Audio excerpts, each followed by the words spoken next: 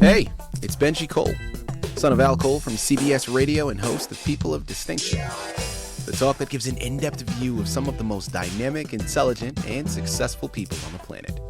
Run to our website, peopleofdistinction.org for more info, or you can always email me directly at benji@alcoleenterprises.com. And on the line with us today, we have David Cuomo. We're going to be discussing his wonderful book, The Detective's Quota. Now, guys, remember, when you go to his Amazon or his Barnes & Noble page for purchase, now on the book, David is there, but he co-authored the book with another woman by the name of Elizabeth Polulach.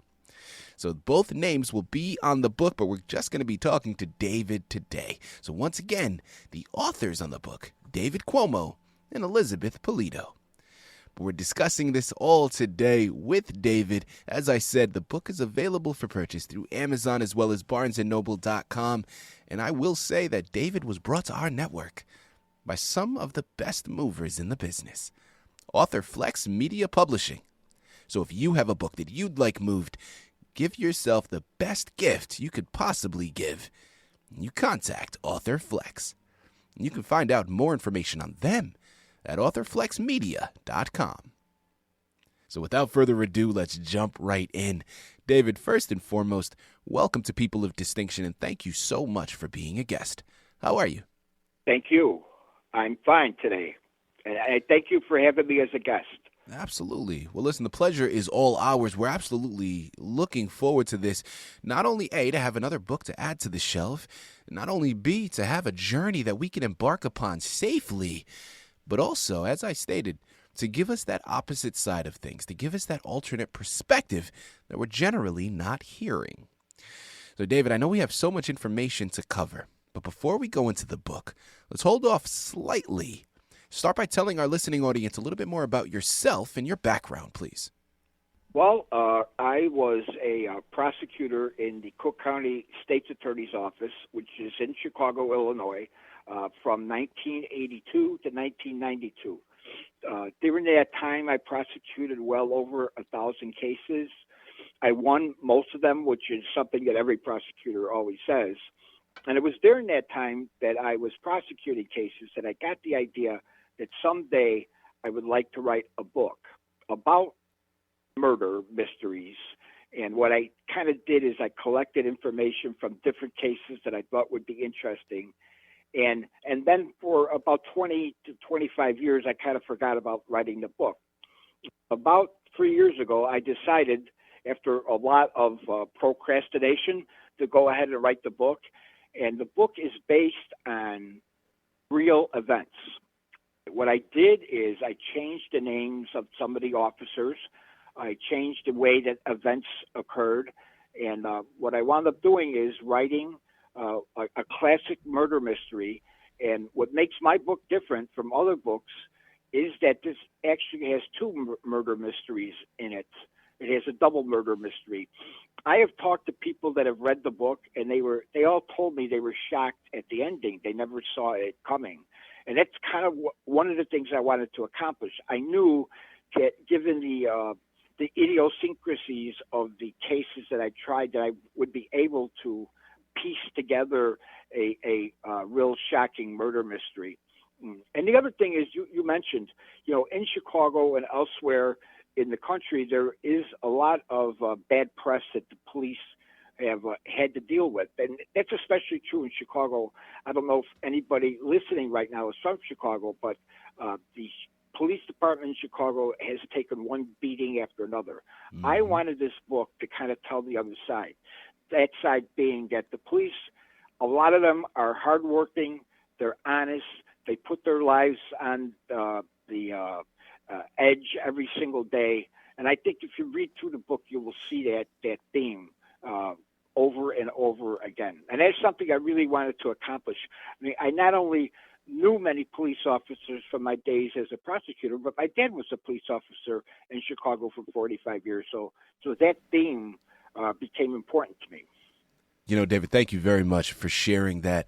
And listen, without further ado, let's go into the book, The Detective's Quota. Tell us a little bit more about your narrative.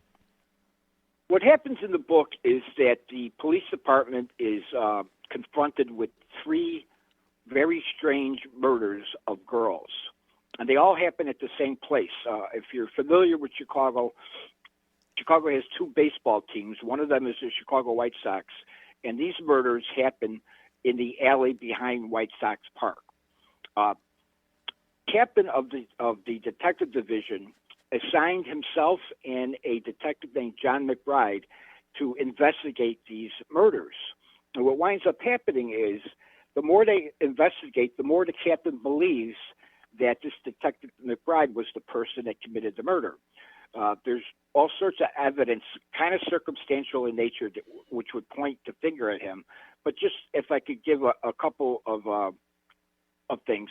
First of all, each of these girls were shot twice in the head with a .38 caliber revolver. The bullets were recovered, and in the back of the bullets it said CPD, which stands for Chicago Police Department. It was Chicago Police Department ammo that was used to murder these girls. On the last girl who passed away and was murdered, the Detective McBride attended her autopsy, and the medical examiner noticed some odd things about him. First of all, he noticed that his gun was very hot, as if it had been just a few hours ago shot. It strongly smelled like gunpowder, and the detective had a scratch right below his eye that was bleeding as he was talking to the medical examiner. When the detective left, the medical examiner looked at the body of the girl, noticed that she had a broken fingernail, and saw human skin in that fingernail, which told him that she had scratched the offender, and that's the guy that had the scratch on his face, was Detective McBride. So what winds up happening, to make a long story short, is that they conduct a surveillance of Detective McBride, and during that surveillance, at 3 o'clock in the morning, he leaves his home and starts hunting around in the neighborhood, and they arrest him. Now, I will give away surprise number one. The evidence against this McBride character was circumstantial but strong, especially because of that scratch, but the jury finds him not guilty. Then that's surprise number one. I don't want to give away surprise number two, because then it kind of spoils the purpose of even buying the book. But there is a second surprise, and like I said, many readers have told me that it was really a shock to see what that second surprise is. Thank you very much. Smart man, David, for not giving out too much information. I like it. And listen, what a surprise that is, because, again, for me, by no means am I an expert in law. I've never practiced, and really my extent of law and my understanding of it probably culminates into a number of years of watching, Law and Order or something like that. But, to have someone's DNA under the fingertips of a victim, you would think that would be pretty circumstantial. I mean, that would be pretty damning evidence. To hear that the accused gets let off. I mean, that is a huge, you told us a surprise, but left a huge question mark. And I love it there, because there's so much interest now, at least from my perspective. And I know that my listening audience feels the same way. David, next question I'd love to go into, man. Let's talk about the concept of inspiration. Now, I know that you said this book really derived from, or was inspired by, your time as a prosecutor. So I can follow what you're saying in terms of, listen, the interest was there based upon the different cases that you were working on. But there's a big jump from an interest to actually executing it. So let's talk about your love for writing. I mean, was this a hobby of yours growing up? Was this something that you always wanted to do? Talk to us about, the inspiration behind this narrative, which we know where it comes from, but now taking it a step forward and really putting out the book. Well, when I was in the state's attorney's office, the first couple of years, I was in a division called Appeals, APPEALS. Mm-hmm. And in that division, I had to do a lot of writing. Okay, I don't remember exactly how many appellate court briefs and whatnot that I had done, but I did a lot, and it really got me interested in wanting to write. Mm. When I was in the state's attorney's office, it would have been, you're going to get fired if I had wrote a book at that time.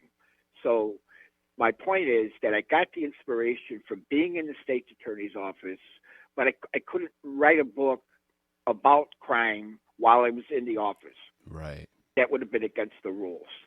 But the larger issue, I think, was that it gets back to the general public not really understanding what the police do and what prosecutors do. And I really wanted to do something to lay that out in the public, and that was it. Now, one more thing.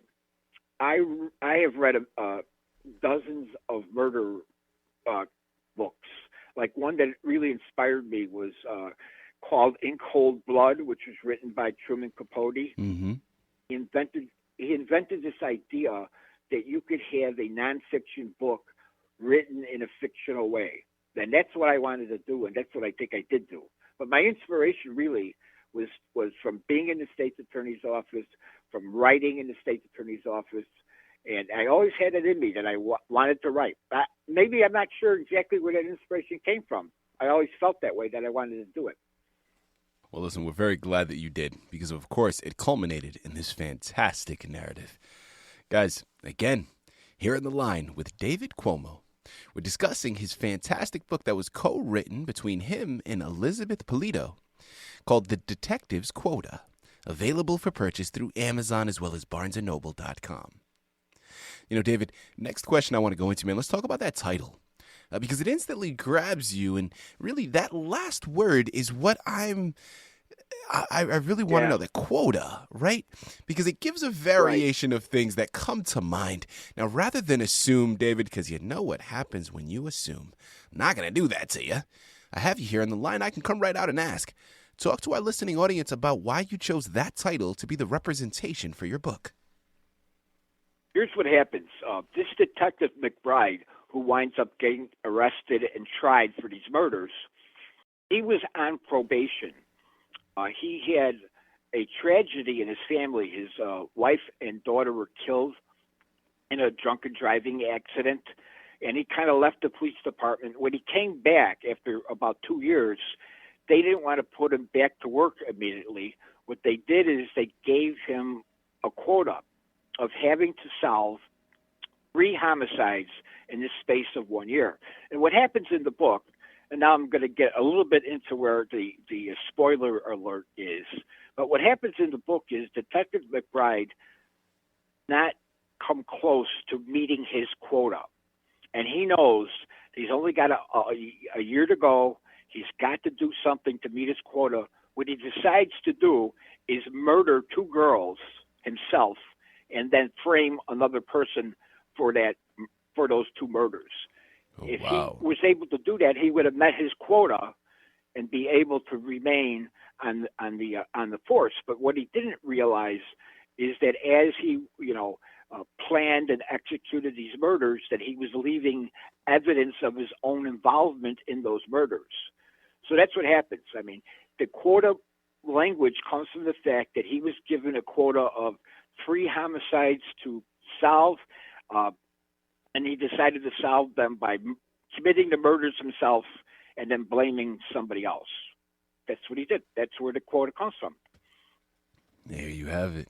By the way, if I could just add something, that is his motive in committing the murder. You know, in the law, there is no requirement that the prosecution comes up with a motive. There's no such law that exists. But when one does come up, it's always used. And that was the motive that this John McBride had. It was to beat his quota. Mm-hmm. He decided to do it a very different way. You know, David, what would you say was a highlight for you in writing the book? Or if not a highlight, maybe something that surprised you that you weren't expecting prior to embarking upon this journey? Well, this is the first book I ever wrote. When I was in the appeals division, I did write briefs that were 200, 300 pages long. So the length of time in writing the book never occurred to me. What really struck me is that I sat down to write this book, if I recall correctly, on a Saturday afternoon, and I finished it by Monday. And I think Wow. I had it in me. You see, I knew the people that were in this book. I knew the incidences that happened in this book. I knew how to change them so that their privacy would be respected, but at the same point that I would be making the points that I wanted to make. So it was the quickest thing in the world. Right now, I'm writing number 2 and 3, and it's taken me a long time. It's not like what happened here. I just was able to. I just knew this book. I knew what I wanted to do, and I went ahead and did it. Mm-hmm. I even stopped watching Bears games so that I would get it in on time. Well, that's commitment. I mean, that is commitment right there. David, thank you very much. And guys, listen, he just said it. There's another 2 books in the series on the way. So make sure you're checking back into his Amazon and Barnes & Noble pages frequently so you can get them the moment that they become available. You know, David, as we start to tie out of this wonderful interview, man, I would be doing my listening audience a severe disservice if I didn't ask this next question. Now, being an artist myself, I love having this platform to be able to pay it forward, in a sense, to other artists out there listening in. Now, in this instance, other writers out there. Now, David, you are someone that has been through the process of not only creating your own narrative, but also you've been through the gauntlet of getting the book published. And anybody that's been through that process understands that writing the book is only half the battle. So I'd love to take this opportunity, David, to steal any words of wisdom you may have for any new writer out there listening in, somebody just starting out. What words of wisdom would you like to relay to them? Write from your heart. And what I mean by that is, if you're wanting to write a novel or a nonfiction novel, as Truman Capote did, the ideas, the events, the characters, they're all inside of you. And the best thing to do is to sit down, have confidence in yourself, and write away. I mean, and what will happen is when you get done, you will have a product that's really close to publishable material. You'll have a very unique book. And that's the advice that I would give people. Sit down and do it. Don't be afraid of the publication process. It exists. There's nothing you could do to get around it, but, be yourself in these books. I absolutely love it. What great advice. Guys, listen, at the end of the day, ain't nothing to it but to do it, right? Put the pen to the page and get working. And you can always come back later on, right? You can always come back and edit, take things out. But what you want to do is just put the pen to the page and keep on writing. I love it. And as he said, write from the heart, right? Write what you know, write what you're passionate about. That will always steer you in the right direction. Guys, you know what I love even more? So listen, we're at the end of the interview now, and we have covered so much information, and yet we've barely scratched the surface. I mean, to gather all of the specifics, to really gather everything that David has in store, I said it before, I'm going to say it again. Amazon and Barnes & Noble are the places you have to go. The Detective's Quota is the title you have to pick up, and David Cuomo and Elizabeth Polito are the authors you have to thank for bringing this fantastic narrative to your table. Utilize this opportunity to just get lost in the journey, and then check back in frequently for the 2nd and 3rd book in the series. The moment that they become available, you surely will not be disappointed. David, this has been such a pleasure, man. An absolute honor. Thank you once again for being a guest with us today on People of Distinction. It has for me, too.